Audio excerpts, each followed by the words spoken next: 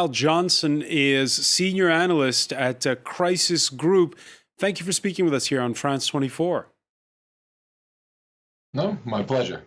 Uh, the ELN blamed the bomber, identified an accomplice, arrested.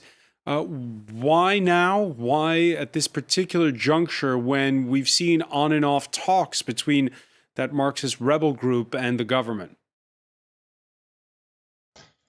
Well, this kind of reflects for us at Crisis Group, it reflects kind of some internal tensions within the ELN regarding peace talks specifically. The ELN had declared a unilateral truce around Christmas that lasted about 10 days and in general was actually fairly well carried out. But the ELN is not necessarily unified around the idea of the peace talks. And so often what happens is when the group carries out a pro-peace action, something like a truce in this case, we see internally the pendulum swings back the other way, and those who are more radical or perhaps more militarily focused then are given the freedom for to carry out their strategy and what they think is the best way to deal with the Duque government.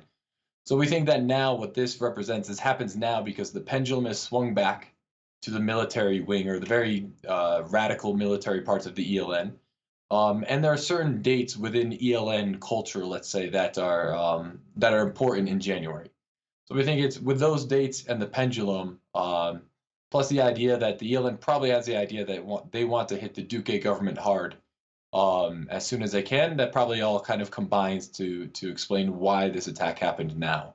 Kyle, you talk about ELN culture. How is this group different from the FARC, which signed that historic peace agreement in 2016?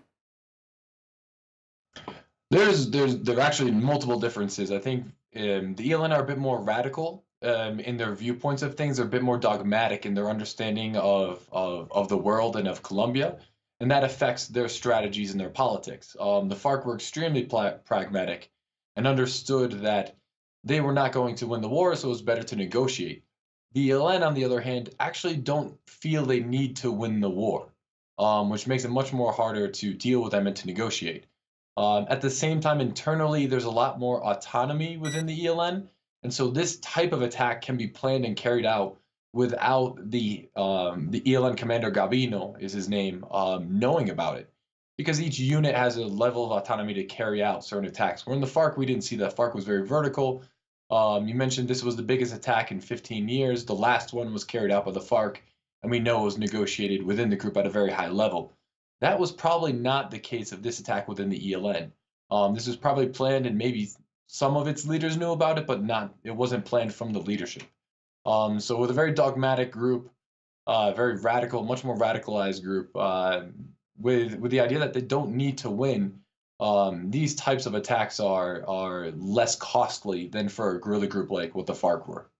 It's not every day we hear about a 56-year-old suicide attacker. The prosecutor also mentioning that the suspect in this, a one-armed explosive man who lost his hand making explosives way back, and who shuttled back and forth across the Venezuelan border. What do you make of them? It is a bit strange.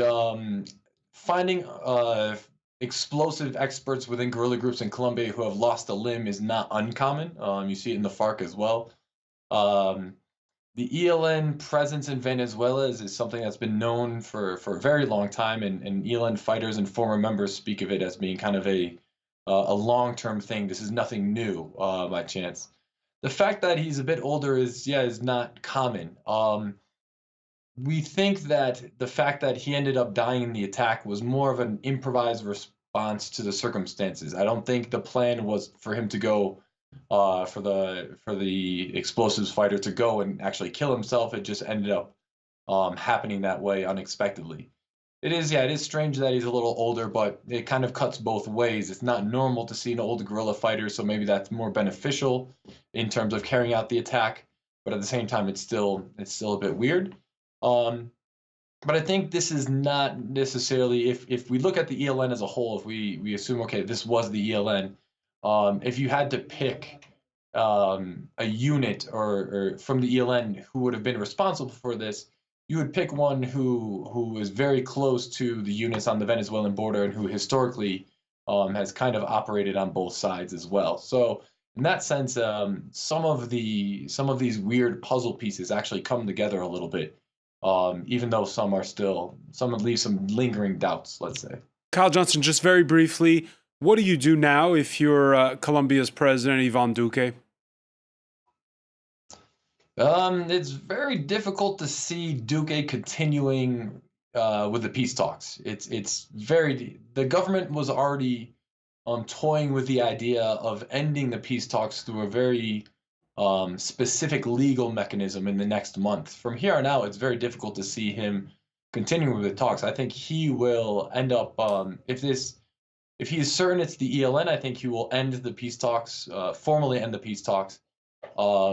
And I think what we'll see is an intensification of the conflict against the ELN as they go for those responsible. This also may end up having an effect on the diplomatic relationship with Venezuela and the regional response to the Maduro dictatorship in Venezuela as well.